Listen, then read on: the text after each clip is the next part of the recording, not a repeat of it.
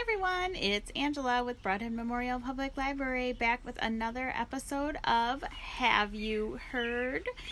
We are back with day 3 of The Mouse and the Motorcycle by Beverly Cleary with pictures by, Tracy Dockeray.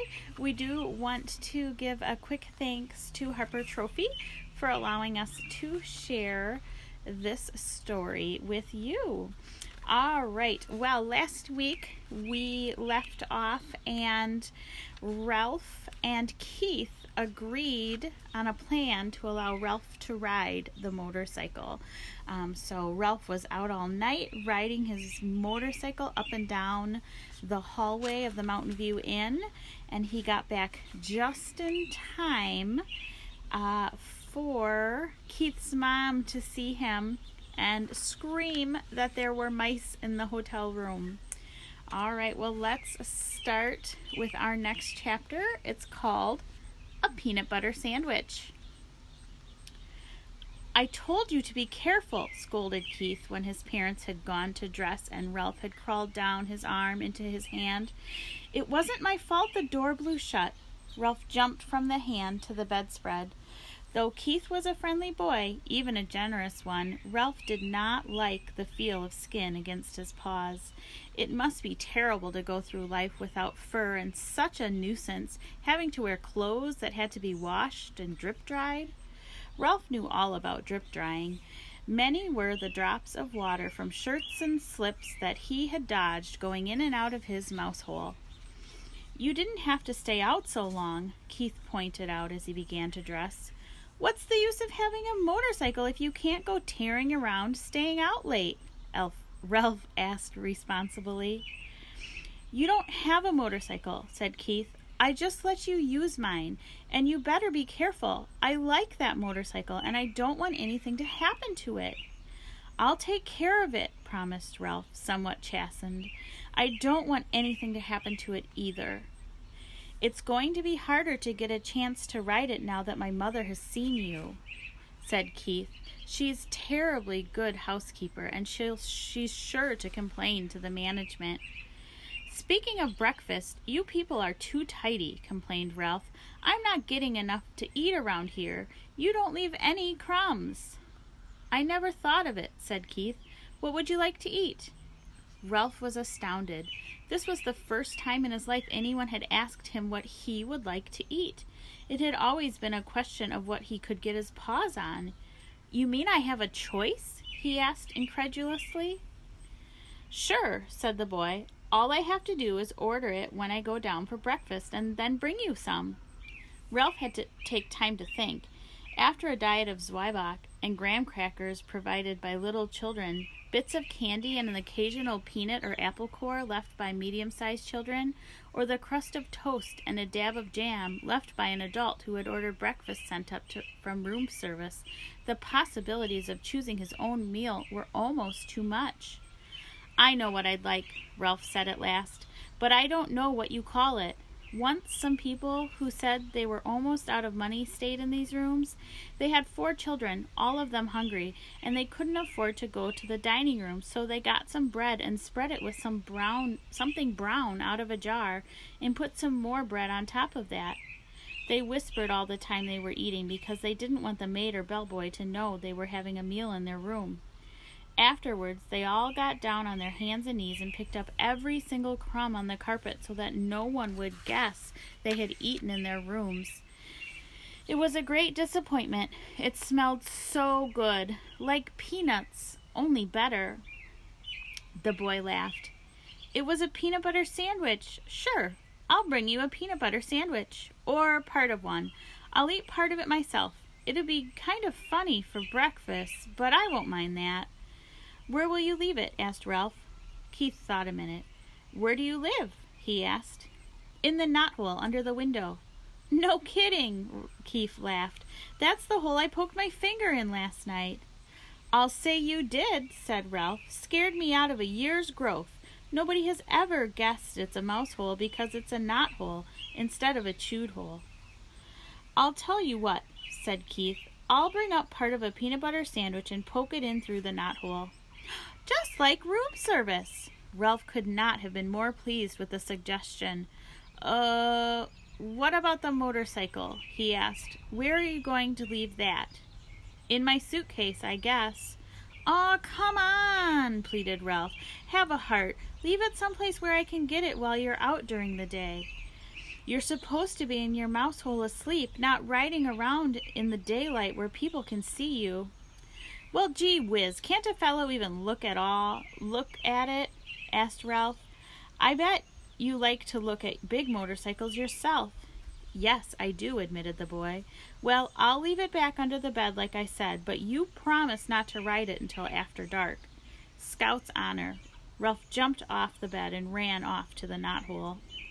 Ralph's home was furnished with a clutter of things people drop on the floor of hotel rooms. Bits of Kleenex, hair, ravelings. His mother was always planning to straighten it out, but she never got around to it. She was always too busy fussing and worrying. Now, as Ralph expected, she was dividing rye crisp crumbs among his squeaky bunch of little brothers and sisters while she waited to scold him. "Ralph, if I have told you once, I have told you 1,000 times," she began. "Guess what?" interjected Ralph in an attempt to change the subject. "Somebody in 215 is going to bring us a real peanut butter sandwich." "Ralph!" cried his frightened mother. "You haven't been associating with people." "Aw, he's just a boy," said Ralph, deciding to keep the complete story of the dangers and the glories of the past night to himself. "He wouldn't hurt us. He likes mice." "But he's a person," said his mother. "That doesn't mean he has to be bad," said Ralph. "Just like Pop used to say, people shouldn't say all mice are timid just because some mice are, or that all mice play when the cat's away just because some do." "Just the same, Ralph," said his mother, "I do wish you'd be more careful whom you associate with. I'm so afraid you'll fall in with the wrong sort of friends." "I'm growing up," said Ralph. "I'm getting too old to hang around the mouse nest all the time. I want to go out and see the world. I want to go down on the ground floor and see the kitchen and the dining room and the storeroom and the garbage cans out back." "Oh, Ralph," cried his mother, "not the ground floor, not all the way down there. You aren't old enough." "Yes, I am," said Ralph stoutly. "There's no telling what you might run into down there. Mouse traps, cats, poison. Why, out by the garbage cans you might even be seen by an owl." "I don't care," said Ralph. "Someday I'm going downstairs." "But think about the owls, Ralph," implored his mother. "We moved into the hotel because of the owls. It was after your Uncle Leroy disappeared and his bones were found in an owl pellet." The mother mouse's plea was interrupted by the sound of Keith returning to room 215. "Now you'll see," said Ralph to his mother, and waited anxious lest his friend let him down. Sure enough, Keith came to the knothole. "Psst," he whispered. "Here it is. The waitress thought I was crazy ordering a peanut butter sandwich along with my cornflakes for breakfast, but here it is." He stuffed half a sandwich a bit at a time into the hole, where Ralph seized the pieces and pulled them all the way through. "Listen, we're going to be gone most of the day. The dining room is packing us a picnic lunch, and we're going to drive along some of the back roads and visit some of the old mining towns." "Thanks a lot," Ralph managed to say with his mouth watering. "Have fun." "See you tonight," said Keith. "Have a good day's sleep." Ralph's mother could not help being impressed by the sight of the peanut butter sandwich. "Just like room service," she marveled. "Why, it's a peanut butter and jelly sandwich, and it even has butter in it." "I told you he would bring it," Ralph could not help boasting, even though his mouth was full. After sharing his feast with his squeaky little brothers and sisters, all of whom had trouble with the peanut butter sticking to their teeth, Ralph curled up in a heap of shredded Kleenex and took a good long nap. When he awoke, refreshed, his first thought was of the motorcycle. He wondered if Keith really had remembered to leave it under the bed. He yawned and stretched and left by way of the knothole. Room 215 was just as Ralph had last seen it. The bed had not been made, and there were no fresh towels in the wash basin.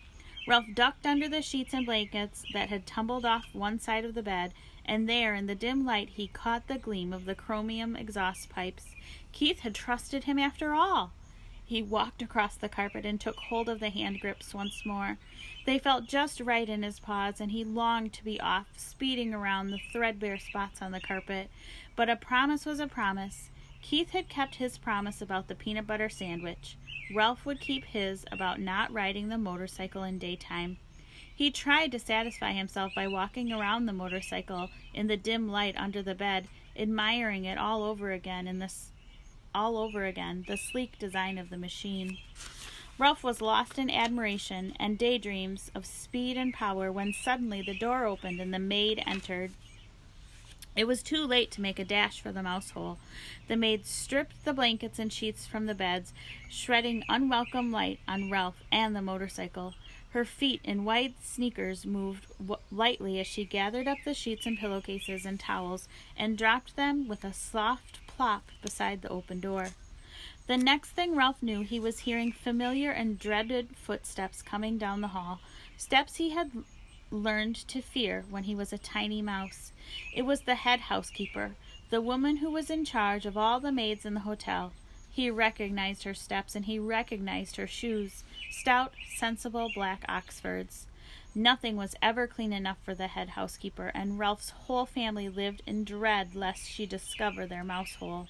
Now he held his breath, hoping she would go on down the hall, but no, she stepped into room 215.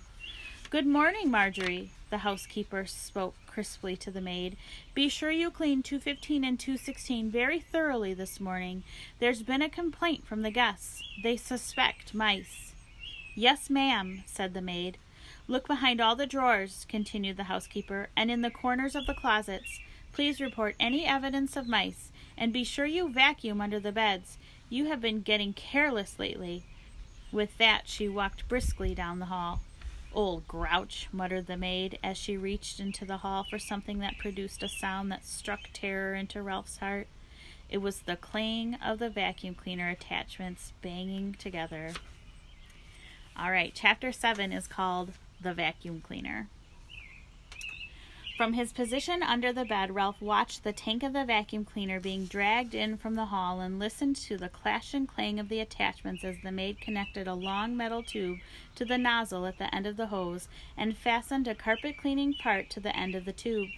He heard her humming to herself as she plugged in the deadly machine and began to work it back and forth across the carpet. "It's nice she's so happy," thought Ralph bitterly, as he watched the hungry machine devour dust and lint that lay in its path. The maid's feet in white sneakers moved across the room until, without bothering to bend down to see where she was cleaning, she shoved the attachment under the bed. It slid closer and closer to Ralph. To be on the safe side, he pushed the motorcycle further from the reach of the machine, but he dared not take his eyes off the attachment for even an instant. He shuddered as he watched it gobble a dust mouse, but even as he shuddered, he was fascinated by the power of the motor. The maid began singing, "I give to you a paper of pins, for that's the way my love begins." The attachment fell off the end of the long tube, but the maid, whose thoughts were elsewhere, did not notice. Now Ralph could feel the machine suck in its breath, and he knew he was in danger of being inhaled along with the dust mice. Recklessly, the maid pushed the open end of the tube back and forth any old way. There was no guessing which way it would go next. Ralph had to run with the motorcycle to avoid that terrifying hole at the end of the tube. He ran to the right, he ran to the left, and still the maid pushed the tube around, unaware that the attachment had fallen off. Suddenly, the maid threw down the tube but did not turn the motor off. The tube landed with a bump and a bounce, and before Ralph realized what was happening, the awful machine had inhaled his tail, and he felt himself being pulled by suction across the carpet. There's a picture. "Help!" He could not keep from squeaking, but no one heard him above the roar of the machine. He just managed to catch the rear wheel of the motorcycle as he was sucked along the carpet. He hung on with all his strength. The machine, which was strong enough to suck up a mouse, was not strong enough to suck up a mouse and a motorcycle. Ralph lay there on his stomach, hanging on for dear life and feeling his whiskers and fur swept back toward the machine. From his position on his stomach, Ralph could see the girl standing in front of the dresser. She was smiling at herself in the mirror and arranging her hair, dreaming, no doubt, of the busboy. Ralph despaired.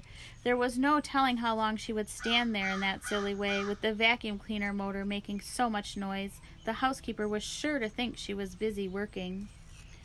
Ralph felt his paws begin to slip. He did not know how much longer he could hold out against the machine. He had to think of something, and think fast. With every bit of strength he had left in his body, he clung to the wheels of the motorcycle with his left paw, while he moved his right paw up to the exhaust pipe. If he could just manage to pull himself along until he could get on the motorcycle. Bit by bit, hand over hand, Ralph dragged himself forward along the exhaust pipe. He knew he was making progress when he could see part of his tail once more.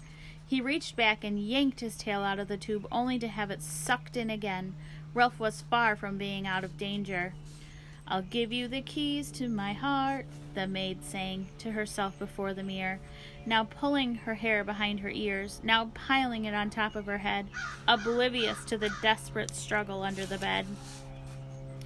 Once Ralph's paw slipped from the exhaust pipe, and he thought he was a goner until he caught the rear wheel in time to save himself. Slowly he moved forward until his entire tail was free. Things were easier when he could brace his hind foot against the spokes of the rear wheel. Slowly he rose, clinging to the machine, until he was able to grasp the hand grips and throw his leg over the seat.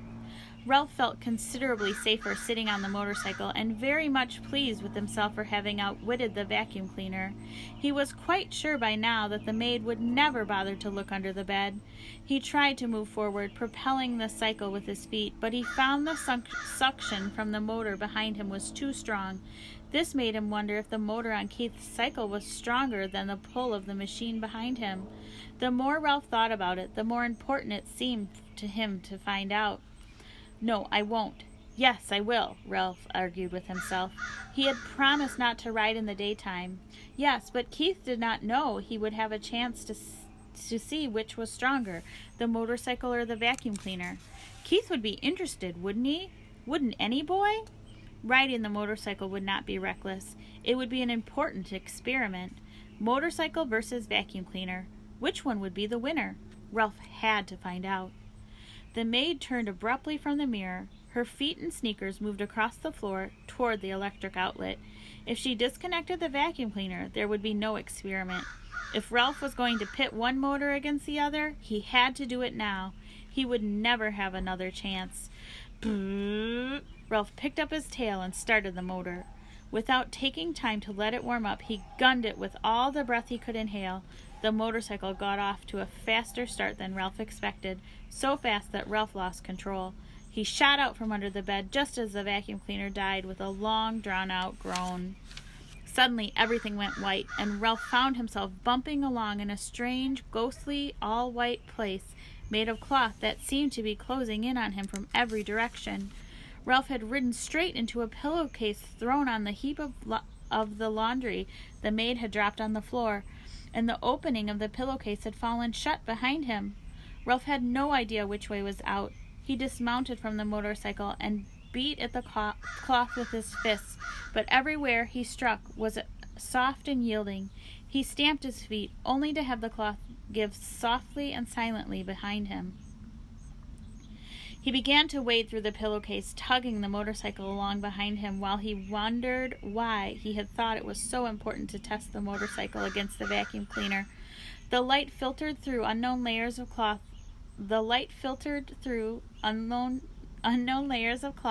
was dim, and he sank to his knees in bed linen with every step. When he came to a seam, he knew he had been wading in the wrong direction. "Drat," muttered Ralph. He turned, still dragging the motorcycle, and tried to retrace his footsteps, only to find he had no idea which way he had come from. There were no landmarks. The clouds of cloths were white, billowy, and yielding in all directions. Double drat! He stomped his feet, only to find himself sinking deeper into the linen. From the swishing sounds he could hear outside, Ralph knew the maid must be unfolding clean sheets over the bed. He plodded on, dragging the motorcycle without direction and with very little hope. "He promised to buy me a bunch of blue ribbons," sang the maid, "to tie to tie up on my bonny brown hair. Down the hall a door opened. Ralph heard a muffled woof, and in a moment the click of a small dog's toenails on bare floor at the edge of the hall carpet, followed by sniffing that was dangerously close. The little terrier began to bark. "I know you're in there," he yipped. "Stick out your tongue and waggle your fingers at me, will you? Just you wait." Paws began to scrape at the sheets and pillowcases as if the dog were trying to dig a hole. Ralph decided it was wiser not to talk back to the dog. He huddled, scarcely breathing, against the motorcycle. "Well, hello, you cute little thing," said the maid, revealing to Ralph that she was even sillier than he had thought, as if there was anything cute about a terrier that could scarcely see through his own hair. The dog went on yapping, a bit self-consciously, Ralph thought, now that he knew he was being admired by the maid. A man's steps came thumping down the hall. "Stop your racket, you pesky mutt," said the owner's voice, and Ralph knew when the bark suddenly came from above him that the dog had been snatched up. "Let me down and I'll dig him out," yapped the dog as he was carried away. "Just let me down for a minute and I'll show you." Suddenly Ralph felt himself being tumbled about in the pillowcase. He did not even have to think about what to do. He automatically grabbed for the motorcycle and held on with all his strength. Even though he had been tipped upside down with his feet in the air, Ralph knew he was being lifted up inside a bundle of bed linen and carried down the hall. He lay still, his front paws locked around the front wheel of the motorcycle, waiting to see what would happen next. The maid walked a short distance to what Ralph judged to be the linen room, where she then dumped her armload of bedding before she went off to clean another room. Ralph was deep in a hamper where no light filtered through at all. These sheets and pillowcases were on their way to the laundry, and since he had no wish to be laundered, any more than he had wished to be thrown out with the trash, there was only one thing for him to do. Start chewing. Ralph ripped into a pillowcase with his sharp teeth, and in no time he had made a ragged hole, which he crawled through. Then he pulled the motorcycle after him. He discovered the hole was too small. He had to stop and chew it bigger before he could pull the machine along with him. Ralph chewed through another layer of cloth, and then another as he worked his way upward, each time enlarging the hole for the motorcycle. His jaws began to ache, and still another layer of cloth lay ahead, this time a damp bath towel, which would make slow chewing. Ralph was forced to make a decision. Did he want to save his life, or did he want to be carried off to the laundry with the motorcycle? There was only one answer. He wanted to save his life. He must abandon the motorcycle. With aching jaws, Ralph chewed onward and upward, moving faster now that he was making mouse-sized holes instead of motorcycle-sized holes. The bath towel had left an unpleasant, furry taste in his mouth. Gradually, light began to filter through the cloth until finally, when Ralph thought he could not force his jaws to close on one more mouthful of fiber, he emerged into daylight at the top of the hamper. "Whew!" Ralph gasped, rubbing his aching jaws and wading across the sheets to the edge of the hamper. He leapt lightly to the floor and, hugging the baseboard, scurried down the hall to room 215, where he flattened himself and squeezed under the door, safe but exhausted, and filled with remorse at the loss of Keith's motorcycle. Ralph dragged himself off to the mouse hole to catch up on sleep he should have had that day. All right, well, we are going to stop there. We will be back tomorrow with more of The Mouse and the Motorcycle by Beverly Cleary. If you're enjoying this story, be sure to like it below, and you can also follow our page to be alerted to when we upload new videos. All right, well, have a fantastic day, and we'll see you tomorrow with more of The Mouse and the Motorcycle. Bye!